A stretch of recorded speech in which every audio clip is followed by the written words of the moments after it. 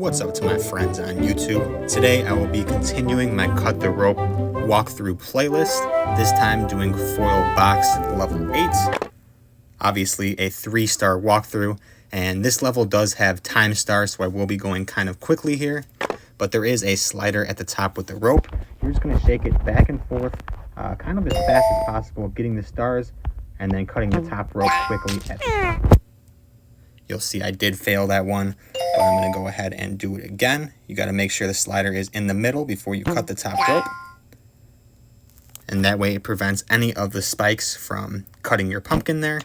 And then you just swipe one last time, get the candy in Om Nom's mouth, and secure that 3-star rating.